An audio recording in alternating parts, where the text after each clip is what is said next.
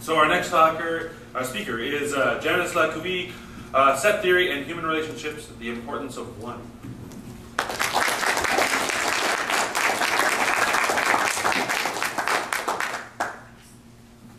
It always helps when you're 5'4". You know, you're hiding behind the podium, but if you don't have PowerPoint, then the chances of taking that microphone out there are slim, right? First of all, I'd like to thank Chris for conceiving Idea Wave, and congratulations to you for attending. You know you're in the right room when ideas include game theory and respect, fuzzy logic and human ecoskeletons, and human flocking behavior. First of all, I'd like to ask whether there are any mathematicians in the room. Right, okay, to you, my apologies. Because this is going to be gross vulgarization of math. Now, what about math phobes? Those of us that think, thanks Morgan, those of us that think that we really can't understand complex mathematical ideas. Any math phobes in the room?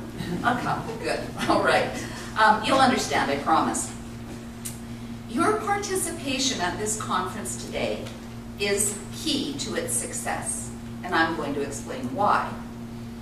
There is, I find, in today's society, a real two-pronged push to minimize the importance of the individual. On one hand, we've got all of the outside information, media, sheer volumes of numbers that would seem to indicate to us that in this great sea of humanity, we're relatively unimportant. And on the other hand, it's our own apathy, distraction, procrastination, and general laziness providing us with the handy excuse, well, just this once, I don't need to attend. Ever thought that? What'll it matter if I come late? Sorry, that's not directed at the people at the back of the room. Great timing. Well, actually, it matters a lot, as I'm going to demonstrate today.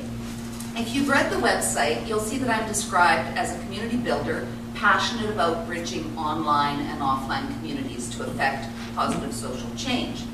In the context of Malcolm Gladwell's book, The Tipping Point, I'd fall somewhere between being a connector and a maven. And I'm going to touch very briefly on Gladwell later in this talk. However, for the purpose of this discussion, I'm more importantly a widow. Up until June 5th of 2001, our small family included 4 members. Myself, Janis, my husband of 20 plus years, Eve, and our 2 teenage sons, Christopher and Elliot. We were a tight-knit family, and we enjoyed spending time together. Then Eve died. Christopher, Elliot, and myself were really devastated, naturally. That's a natural human reaction. But as time passed, we became increasingly puzzled by this deep sense of loss that we felt. How was it that our relationships felt diminished, and exponentially so? So beyond the obvious emotional and family systems answers, I knew that there had to be a logical one, even a mathematical one. But trust me, it's not something that you start discussing with most people because it really seems dispassionate to them. So what do you do when you have an idea? I mean, we're in a room of critical thinkers here. And have you ever done that, put the idea to the back of your mind and just allowed it to percolate? So I did.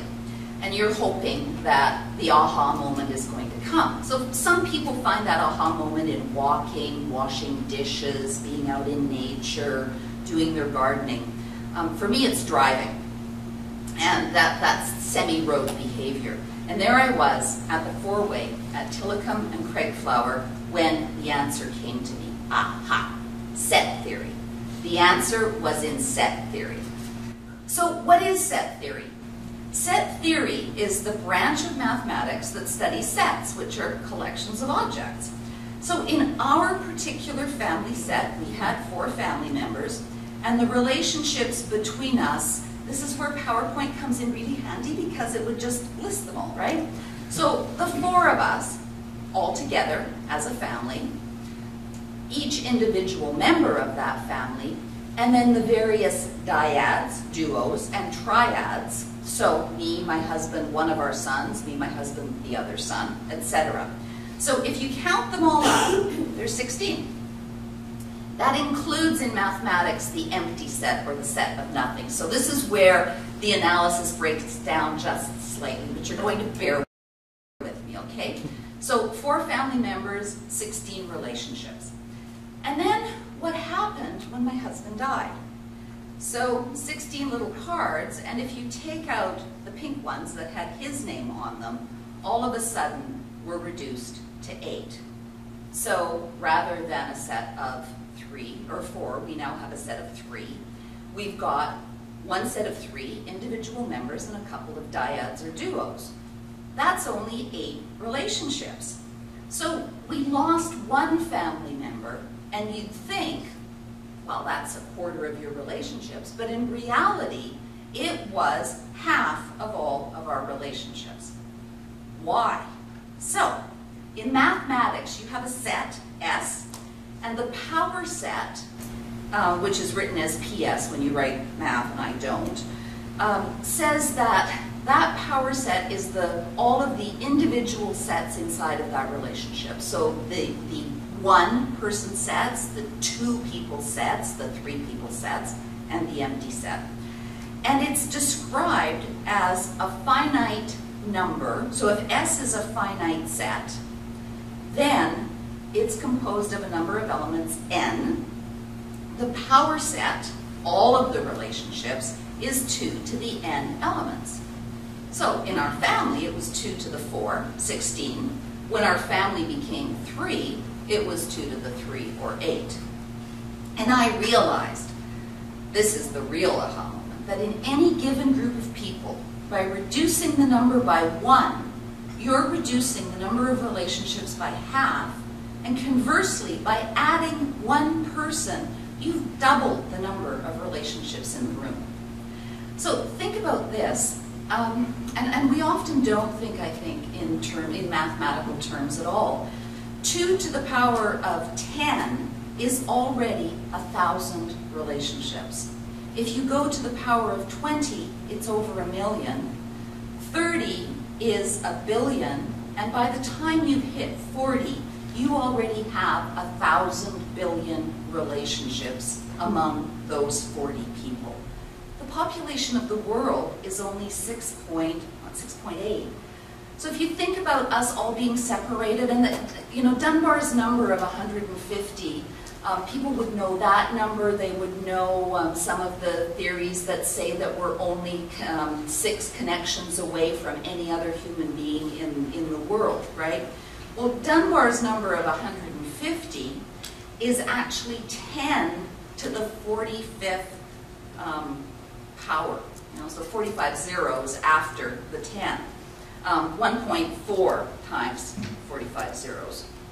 Dunbar's an anthropologist at University College of London, and he wrote a paper on the coevolution of neocortex brain size, group size, and language. And his hypothesis was that there's a cognitive limit to the number of individuals with whom any one person can maintain stable relationships, that limits a direct function of the relative neocortex size, and that this in turn limits group size. The limit imposed by neocortex processing capacity, so humans process more than monkeys do, and it's simply the number of individuals with whom a stable interpersonal relationship can be maintained. So if you think about that number of 150, and it being 1.4 times 10 to the 45th power, you understand why it's so important in a group even of this size that one individual be there. That we have, I know Heather, for instance, who's sitting there in about the 5th row, and I know Chris. I didn't know Chris could be connected to me through Heather. So if I'm in a room with the other 2, I may never make the connection to Chris if it weren't through Heather. So I got to thinking about our other relationships, about catalysts and synergy, and how often we say, well, I'm just not going to go. What would it matter if I go to that open house, on arcane discussions around how our bylaws are going to be interpreted in the city of Victoria. that march for wild salmon, the volunteer appreciation event, the festival or the show. But it does matter, because every time you walk into a room, you've doubled the number of all possible relationships in that room. So is it any wonder how many of you know somebody who could aptly be described as the life of the party? Well, it's not so much about them as it is really about that critical mass of relationships that's hit when they walk into the room. And performers will often talk about speaking to a dead audience. And again, it's not so much the person or the people in the room as the actual number of people in the room. So it's just something to think about. I'm going to now sit down and think more about Dunbar's number, the six degrees of separation, about human networks, how we build resiliency in human networks, etc. So thanks again for coming to this conference, because your participation is actually crucial.